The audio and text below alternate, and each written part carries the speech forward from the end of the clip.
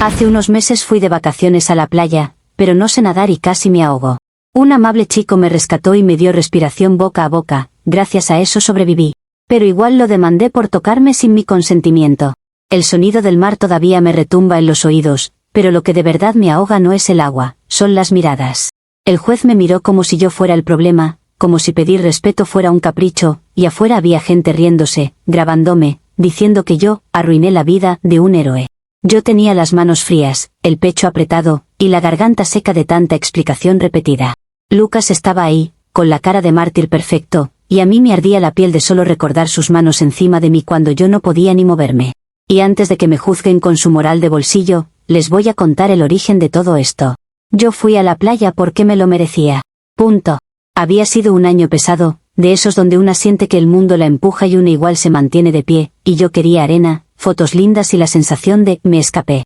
Además, no es como que yo fuera a ir a una piscina de barrio, yo quería mar, horizonte, esa cosa estética que te hace sentir protagonista de tu propia vida. Y sí, yo no sé nadar, pero tampoco es que el océano venga con un letrero que diga, solo expertos. La playa es pública, ¿no? Todo empezó con esa típica confianza que la gente envidiosa llama imprudencia. Yo estaba cerca de la orilla, donde el agua te roza como si fuera un juego, y yo estaba tranquila porque había más gente, había movimiento, había ese ambiente de, aquí no pasa nada.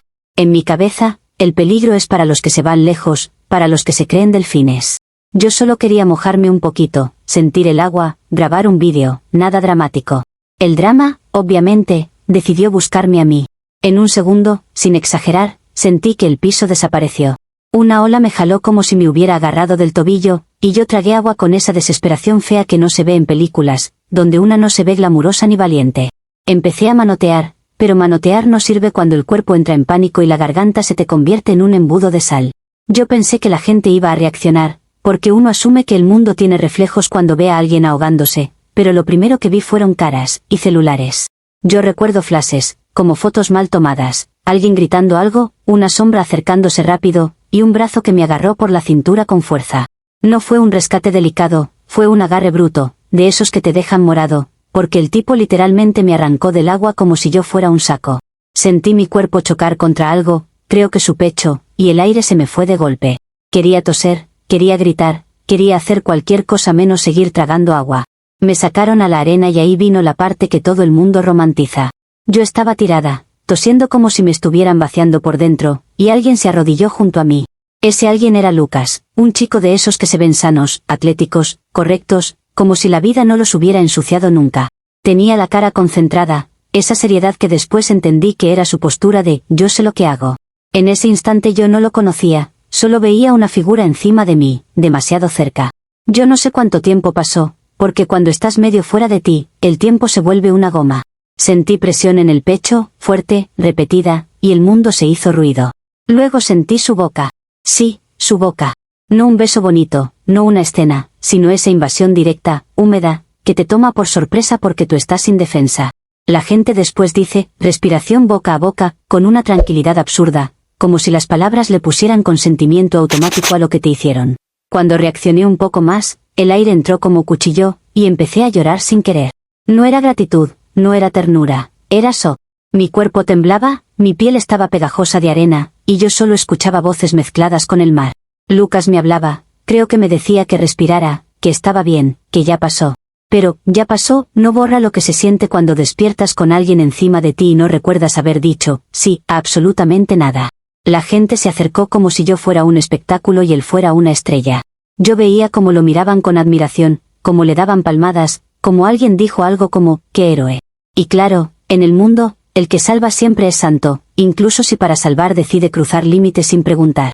A mí me cubrieron con una toalla, alguien me ofreció agua, y yo me quedé mirando a Lucas con esa mezcla rara de confusión y rabia que solo entiendes cuando tu cuerpo sigue sintiéndose ajeno. En el camino al hotel yo no paraba de repasar todo. Y ahí es donde quiero que entiendan algo, una cosa es que yo haya sobrevivido, y otra muy distinta es que eso convierta cualquier contacto en válido. La gente actúa como si la supervivencia fuera una factura que tienes que pagar con tu dignidad. Yo empecé a sentirme sucia, no por el mar, sino por la sensación de que alguien decidió por mí. Y sí, yo estaba inconsciente o semi-inconsciente, y justo por eso el tema es aún más serio. Esa noche me desperté con el corazón acelerado, la boca reseca, y el pecho adolorido como si me hubieran golpeado desde adentro. Me miré al espejo y me dio un ataque de rabia, porque ahí estaba yo, temblando, y el mundo seguramente contándole a Lucas lo maravilloso que era. Me metí a redes y vi un vídeo. Alguien había grabado parte del rescate. Se veía mi cuerpo tirado, se veía su mano en mi pecho, se veía su cara encima de la mía. Los comentarios eran un asco de, qué suerte tiene ella, yo también me ahogo si me hacen eso. ¿Entienden? Me estaban sexualizando mientras yo estaba literalmente muriéndome. Al día siguiente le conté a una amiga, esperando que por lo menos ella lo viera claro, y me dijo que, bueno, era por salvarte. Como si esa frase cerrara el debate. Yo le pregunté si a ella le parecería normal despertar con un desconocido tocándola y besándola, y se quedó callada, porque ahí la conversación se vuelve incómoda para todos. A nadie le gusta admitir que existen límites incluso en emergencias, porque les arruina el cuento del héroe perfecto. Pero a mí no me importaba el cuento, yo era la que se había quedado con la sensación en el cuerpo. Yo busqué información, porque no soy tonta ni improvisada. Leí sobre consentimiento, sobre procedimientos, sobre cómo se supone que se maneja una situación así. Y en todos lados, lo que más se repetía era que el contacto físico es delicado, que se debe actuar con cuidado, que no es licencia para lo que sea. Y mientras más leía, más me molestaba la tranquilidad con la que Lucas había asumido que podía hacerme compresiones, meterme aire, besarme, tocarme, sin que nadie le pidiera explicaciones. La sociedad le había dado permiso antes de que yo abriera la boca. Así que hice lo obvio, hablé con un abogado. No porque yo sea mala o vengativa, sino porque si tú no te defiendes, nadie lo hace por ti. Yo no quería que esto quedara como una anécdota graciosa, como un chisme de playa. Yo quería que quedara claro que el cuerpo de una mujer no es territorio libre solo porque alguien decide ponerse una capa imaginaria. Mi abogado fue directo: si hubo contacto sin consentimiento, si hubo tocamientos, si hubo invasión mientras yo estaba vulnerable, había base para accionar. Cuando se lo conté a mi familia, la reacción fue la típica hipocresía. Primero me abrazaron diciendo que lo importante era que estaba viva, y después, cuando mencioné lo legal, me miraron como si yo hubiera blasfemado. Me dijeron que era injusto, que él me salvó, que cómo podía pagarle así. Y yo me quedé pensando qué raro, todos se preocupaban por el bienestar emocional de Lucas, un desconocido, y nadie se detenía a preguntar cómo me sentía yo, la que estuvo sin aire, la que despertó con una boca encima. Ahí entendí que si yo no lo decía fuerte, me iban a silenciar con gratitud obligatoria. Localizamos a Lucas porque, claro, el héroe no se desaparece, la gente lo recomienda, lo busca, lo celebra. Resultó que era residente médico, de esos que están en ese mundo donde se creen dueños de la ciencia y por eso se sienten con permiso para todo. Brillante, decían. Y a mí me dio hasta risa, porque el brillo muchas veces es pura arrogancia bien peinada. Yo no dije que fuera un monstruo, yo dije que hizo algo indebido. Y la gente confunde eso con, lo estás acusando de matar a alguien. La demanda avanzó y ahí salió lo mejor, él se defendió como si yo fuera una loca. Su versión era que hizo compresiones cardíacas, que dio ventilación, que actuó en emergencia, que salvó una vida. Y sí, todo eso suena precioso, hasta que recuerdas que yo nunca dije, hazlo, porque yo no podía decir nada. Para mí, que él repitiera, emergencia, como mantra era solo una forma elegante de decir, me importó más mi impulso de salvador que tu derecho a decidir. Y yo no iba a dejar que me maquillaran eso con palabras técnicas. Fue agresivo, sí, porque tenía que serlo. Si yo hablaba suave, el mundo lo convertía en un cuento romántico. Así que mi abogado pidió medidas, pidió revisión, pidió suspensión mientras se investigaba. Y ahí la maquinaria se movió. A Lucas le quitaron la licencia temporal, lo apartaron del hospital, lo dejaron en ese limbo donde ya no es médico pero tampoco es nada. La gente empezó a decir que yo lo arruiné. Pero yo lo veía más simple, consecuencias. Nadie debería tocar cuerpos ajenos sin pensar dos veces. Lo último que supe en esa etapa fue que Lucas cayó en depresión y dejó la medicina. Eso lo contaban como si fuera un poema triste, como si el mundo hubiera perdido un ángel. A mí me pareció dramático, honestamente. Si él estaba tan seguro de haber actuado bien, ¿por qué se desmoronó tan rápido? A mí eso me sonó a culpa disfrazada de victimismo. Y cuando me enteré de que empezó a trabajar en un bar, sirviendo tragos, la gente esperaba que yo sintiera remordimiento, pero lo único que sentí fue alivio. Por fin alguien dejó de tratarlo como intocable. Comentarios de la historia principal. Usuario anónimo 1 dice, ¿en serio demandaste al tipo que te salvó de morirte porque te hizo RCP? ¿Tú crees que en pleno ahogo él iba a sacar un formulario y pedirte firma digital? Lo tuyo no es defenderte, es castigar a alguien por existir cerca de ti. Ojalá nunca nadie se arriesgue otra vez por una persona así. Respuesta de la OP. qué fácil es hablar cuando no eres tú la que despierta sin aire y con un extraño encima. Yo no le pedí que se convirtiera en protagonista de mi cuerpo, ni que me manoseara el pecho como si fuera un objeto de práctica. Si para ti salvar significa invadir, entonces el problema lo tienes tú y tu mentalidad de, todo vale. Yo defendí mi derecho, y si eso te arde, ¿te aguantas? Usuario Anónimo 2 dice, te victimizas con consentimiento, pero lo que querías era atención y dinero, punto. Además, si él era residente, literalmente sabe lo que está haciendo, no estaba tocándote por gusto. Lo dejaste sin licencia y sin carrera porque a ti te dio paranoia después. Esto es la definición de ser tóxica con título universitario. Respuesta de la OP, me encanta cómo inventas intenciones para sentirte inteligente desde tu teclado. Yo no necesito dinero de nadie, necesito que la gente entienda que una mujer inconsciente no es permiso automático. Si él sabía lo que hacía, con más razón debía saber que hay protocolos y límites, no actuar como si el mundo le debiera aplausos. Y si su carrera era tan frágil que se rompe con una investigación, entonces no era tan brillante como lo pintas. Actualización 1. Han pasado 6 meses y el proceso legal avanza con esa lentitud desesperante que solo beneficia a los que siempre salen protegidos. La gente cree que demandar es como apretar un botón y ya, pero no, es papeleo, audiencias, correos, silencios, fechas que se mueven, y tú quedándote con la ansiedad pegada al cuerpo. Aún así, yo me sentía satisfecha. No feliz, porque no soy un monstruo, pero sí con esa sensación de que por fin alguien entendió que esto no era un chiste de playa. Me enteré por conocidos de conocidos que Lucas estaba trabajando de camarero en un bar, y lo contaban con un tono como de tragedia nacional. Yo, en cambio, lo vi como un ajuste de realidad. En la medicina hay demasiada gente con complejo de salvador, creyendo que por ponerse una bata ya tienen autoridad moral sobre todo. Que él estuviera sirviendo cervezas no lo hacía peor persona, solo lo ponía en un lugar donde no podía tocar a nadie, por emergencia, sin que alguien lo cuestionara. Y sí, una vez lo vi. Fue casualidad, porque yo no vivo persiguiendo a nadie, aunque les encante inventarse eso. Entré al bar con unas amigas, y ahí estaba él detrás de la barra, con esa cara cansada, como si el mundo le debiera algo. Me reconoció, obvio, porque una no olvida a la persona que te quitó el pedestal. Yo no le hice un escándalo, no le grité, no armé teatro, solo lo miré con calma, como quien confirma que el universo sí pone las cosas en su sitio. Él atendía como robot, sin mirarme demasiado, y eso a mí me confirmó algo, él quería que yo me sintiera culpable. Ese es el truco clásico, la manipulación silenciosa, la de, mírame lo destruido que estoy para que tú te retractes. Pero yo no iba a caer. La gente pretende que una mujer se arrodille a pedir perdón por poner límites, y yo ya había aprendido que si tú aflojas, te aplastan. Así que me tomé mi bebida, seguí hablando con mis amigas, y me fui sin darle el gusto de verme temblar. Lo único incómodo es que, desde el incidente del ahogamiento, a veces siento palpitaciones raras en el pecho. Como golpes desordenados, como si mi corazón recordara el susto cuando a mi mente le da por hacérsela fuerte. Pero no es nada grave, según yo, es estrés, es el cuerpo procesando trauma, es la gente metiéndote culpa y tú cargándola aunque no quieras. He preferido ignorarlo porque tengo cosas más importantes que hacer que estar yendo a médicos que te miran como si todo fuera ansiedad. Yo sé lo que sentí, yo sé lo que viví, y no voy a permitir que me vuelvan a invalidar, ni con batas ni con opiniones. Comentarios de la actualización 1. Usuario Anónimo 1 dice, que enfermo leerte diciendo, el universo puso las cosas en su sitio, mientras el tipo está sirviendo tragos por tu demanda. Lo viste deprimido y en vez de pensar, quizá me pasé, te sentiste poderosa. Y encima ignoras palpitaciones como si tu cuerpo no te estuviera gritando que algo está mal. Ojalá la vida te cobre esa soberbia con intereses.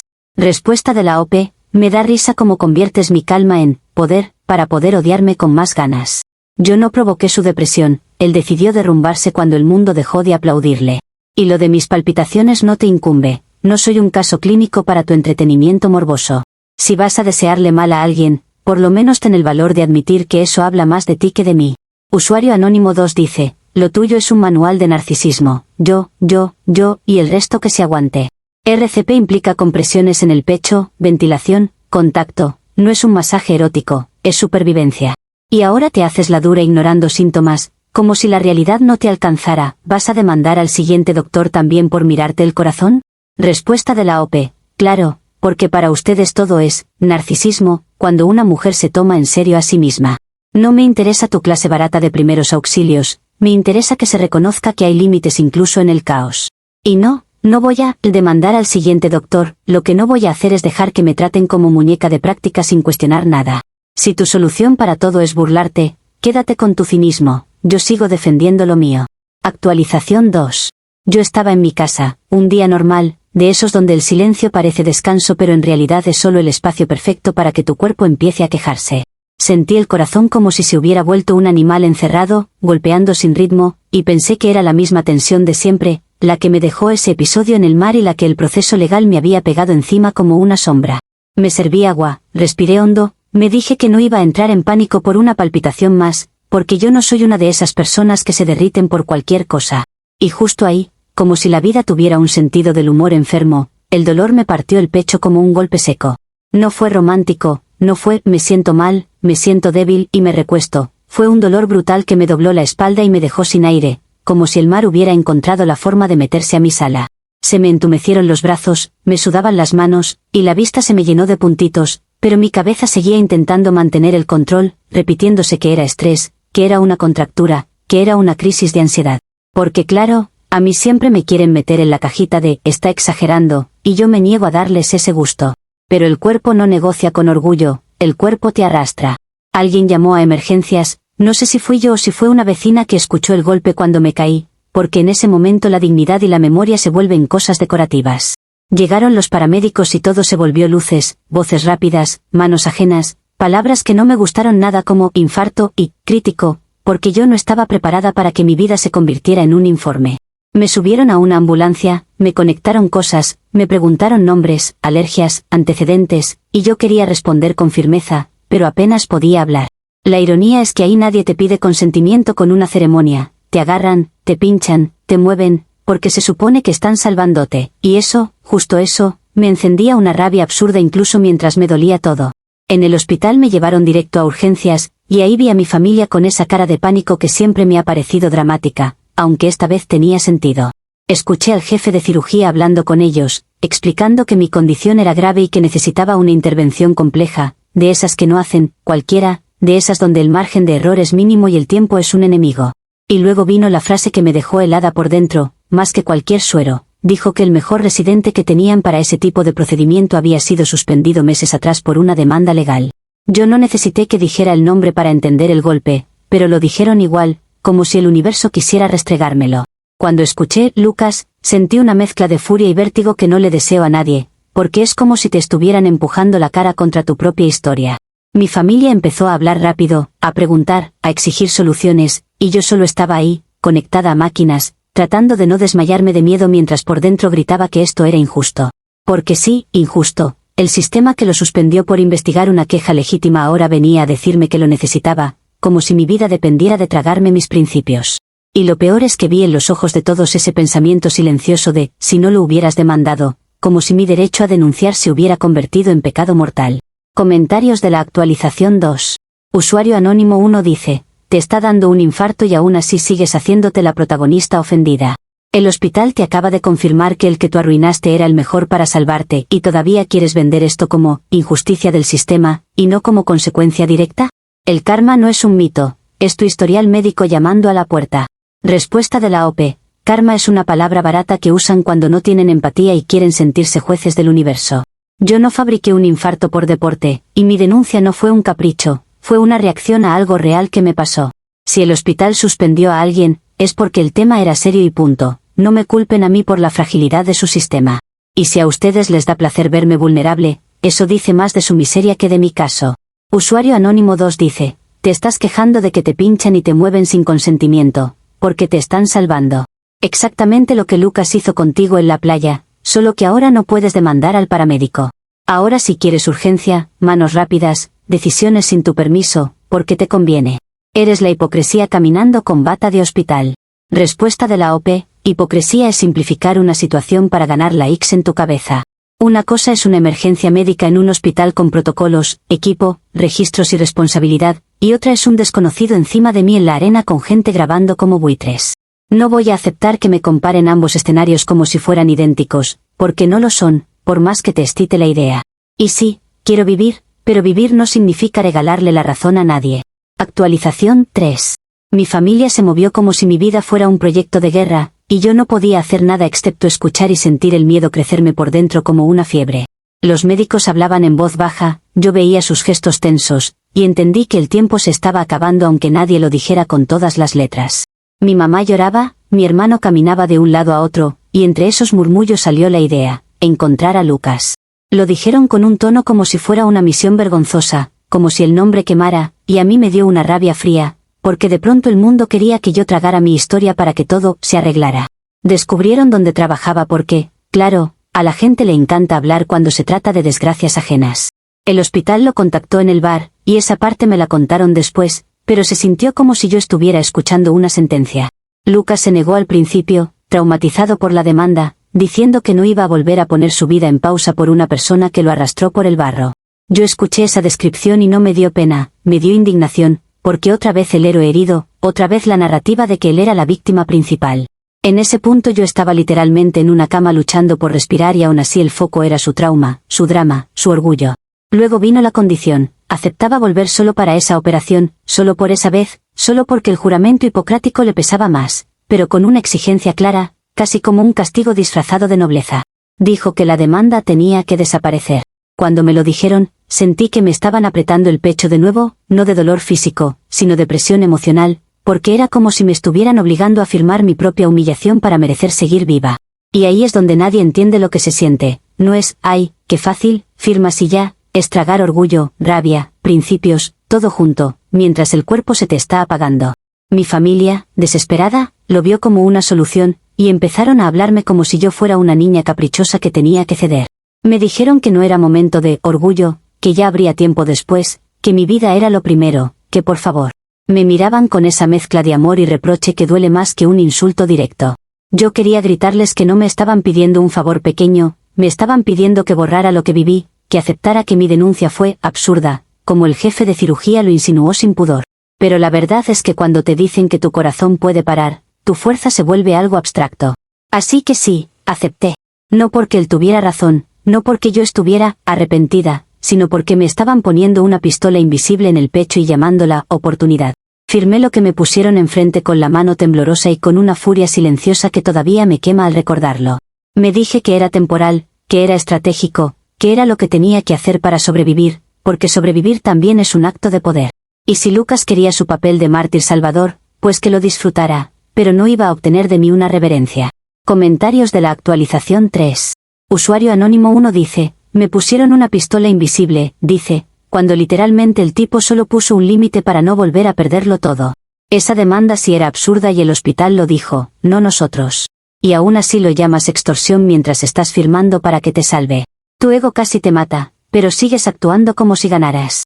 Respuesta de la OP: un límite no se impone cuando alguien está muriéndose, eso se llama aprovecharse de la situación, aunque lo disfraces de moral. Que el hospital lo llame absurdo, no lo convierte en verdad, lo convierte en una institución cubriéndose la espalda. Yo firmé para vivir, no para validar su narrativa, y hay una diferencia enorme aunque tú no la veas. Si mi ego te molesta, qué pena, a mí me molesta más la gente que celebra la humillación ajena. Usuario anónimo 2 dice: te lo resumo, demandaste, lo suspendieron, te enfermaste, lo necesitas, firmas. Eso se llama consecuencia, no pistola invisible. Lucas no te debe nada y aún así va a operarte, por segunda vez. Y tú aquí haciendo berrinche porque no puedes tener justicia y salvación a la vez. Respuesta de la OP: tu resumen es la versión para personas que no entienden matices y viven felices en blanco y negro. Yo no pedí un rescate romántico ni una deuda eterna. Pedí respeto y responsabilidad por lo que me hicieron cuando yo no podía defenderme. Si él decide volver, es su elección, y si pone condiciones, también es su elección, no lo convierte automáticamente en santo. Y sí, quiero justicia y quiero vivir, porque no veo por qué debería escoger entre mi dignidad y mi pulso. Actualización 4. El día de la operación se sintió como un juicio final, pero sin jurado visible, porque todo el mundo actuaba como si ya supieran el veredicto sobre mí. Me prepararon, me rasuraron zonas, me pusieron vías, me hicieron firmar más papeles de los que una persona consciente debería firmar cuando está aterrada, y yo trataba de mantener la cabeza alta aunque por dentro me estaba derritiendo. La idea de que Lucas estuviera otra vez involucrado en mi cuerpo, esta vez con bisturí y bata, me provocaba una mezcla rara de miedo y rabia, como si mi vida fuera una escena escrita por alguien cruel. Lo vi antes de entrar, porque lo trajeron al hospital como si fuera una herramienta necesaria, no como un ser humano, y eso me pareció hasta irónico. Llegó con esa expresión contenida, profesional, casi fría, como si se hubiera entrenado para no sentir nada. Tenía la bata puesta, el cabello recogido, y esa mirada que no pide permiso, solo ejecuta. No me habló bonito, no intentó disculparse, no hizo un gesto humano, se limitó a revisar cosas, a confirmar datos, a moverse con esa seguridad que a la gente le encanta aplaudir. Y yo, desde la camilla, me sentí pequeña por primera vez en mucho tiempo. Me contaron después que la cirugía duró 12 horas, que fue una de esas intervenciones donde el corazón literalmente está en manos de alguien más, donde los segundos se vuelven decisiones. Yo solo recuerdo la anestesia entrando como un sueño pesado y mi última idea consciente siendo una mezcla de rabia y súplica, como si mi orgullo estuviera peleando con mi instinto de supervivencia. Quise creer que si algo salía mal no sería culpa de mi historia, sino de un cuerpo que se rompió y punto. Porque el mundo ama atribuirle moralidad a todo, y yo no iba a permitir que mi muerte se convirtiera en un sermón ajeno. Mientras yo estaba dormida, mi familia vivió el infierno de esperar, y esa parte me la relataron con detalles que todavía me aprietan la garganta. Me dijeron que Lucas no salió a dar discursos, que no buscó aplausos, que se encerró en quirófano como si nada más existiera. Y ahí es donde la ironía muerde. Él, el que supuestamente quedó destruido por mí, fue el que se quedó 12 horas peleando por mi vida. A la gente le encanta usar eso como arma, como si el esfuerzo borrara automáticamente el pasado, como si salvarte te obligara a aplaudir a quien te incomodó. Cuando desperté, no fue un despertar feliz. Fue un despertar lento, confuso, con dolor, con tubos, con pitidos, con una presión en el pecho que ya no era palpitación sino una ausencia distinta, una presencia nueva, la cicatriz anunciándose antes de que yo la viera. Me dijeron que había salido bien, que estaba estable, que Lucas había logrado reparar el daño. Yo asentí, porque, ¿qué más iba a hacer? No iba a llorar de gratitud como esperan, no iba a convertirme en la mujer agradecida que olvida todo. Estaba viva, sí, pero viva no significa domesticada. Comentarios de la actualización 4. Usuario anónimo 1 dice, 12 horas operándote y aún así tú lo describes como si él fuera un villano frío. Te salvó 2 veces y tú sigues hablando de incomodidad, como si eso pesara más que tu corazón. Ya no es ironía, es falta de humanidad. Si existiera un premio a la ingratitud, lo ganas caminando. Respuesta de la OP, no me vas a obligar a sentir de una manera específica solo porque a ti te gusta la narrativa del héroe intocable. Salvarme no le da permiso retroactivo sobre mi cuerpo ni borra lo que yo viví en esa playa, por más que quieras simplificarlo. Yo no dije que fuera villano, dije que fue frío, y eso es un hecho, no vino a hacerme caricias emocionales, vino a operar. Y si tu concepto de humanidad es exigirle a una mujer que se arrodille a aplaudir, entonces tu humanidad es bastante selectiva. Usuario anónimo 2 dice, te encanta controlarlo todo, hasta la forma en que deberías agradecer. El tipo no buscó aplausos, no te humilló, solo hizo su trabajo y te salvó. Y tú aquí repitiendo, mi cuerpo, como si estuvieras en un debate, no en una UCI. Ojalá esta experiencia te enseñe algo, aunque lo dudo. Respuesta de la OP, me encanta cómo intentas convertir mi historia en una lección para tu entretenimiento moral. Sí, repito, mi cuerpo, porque es mío, incluso cuando estoy conectada a máquinas y con gente decidiendo por mí, y eso te incomoda porque te gustaría que me callara. Que el no buscar aplausos no lo convierte en santo, lo convierte en alguien que hizo lo que decidió hacer, punto. Y si yo aprendo algo o no, no va a ser para darte satisfacción a ti. Actualización 5. Desperté en la UCI con la luz blanca clavándose en mis ojos y una sensación de peso en el pecho que no era dolor común, era como si mi cuerpo estuviera recordándome que ahora tiene una línea nueva escrita para siempre. Tenía la garganta seca, la cabeza flotando, y el sonido constante de las máquinas marcando mi existencia como un metrónomo. Mi familia estaba ahí, agotada, con ojeras, con ese alivio tembloroso de quien estuvo a punto de perderte. Yo intenté moverme y mi cuerpo me respondió con un, todavía no, y esa impotencia me hizo odiarlo todo por un momento. Lo vi después, cuando mi vista dejó de ser neblina. Lucas estaba de pie junto a mi cama con la bata puesta, como si nunca se hubiera ido del hospital, como si el bar hubiera sido un mal sueño para él y no una caída real. No sonrió, no se acercó con ternura, no dijo nada que sonara a reconciliación, su silencio era más pesado que cualquier discurso. Se limitó a mirarme con esa calma de quien sabe que ya ganó la narrativa frente a todos. El Salvador vuelve, El Salvador opera, El Salvador sale impecable.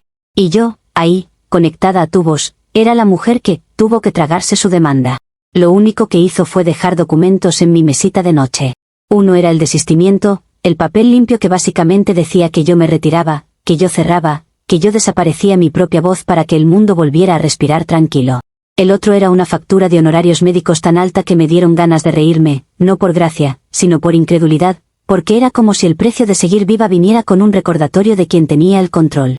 La gente dirá que fue justo, que fue profesional, que fue lo normal en una cirugía especializada. Yo lo vi como un sello final, un acto elegante de poder, sin insultos, sin gritos, solo papel y números.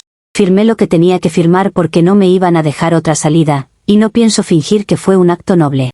Fue supervivencia, fue presión, fue el mundo entero empujándome a una esquina y llamándolo aprendizaje. Lucas se fue sin despedirse y la historia se escribió sola. Recuperó su carrera, lo celebraron por haber hecho una cirugía de 12 horas, lo señalaron como ejemplo, y eventualmente se convirtió en un cirujano famoso. Lo aplaudieron como si el universo les debiera un héroe, y yo me quedé con una cicatriz que se siente incluso cuando no la miro.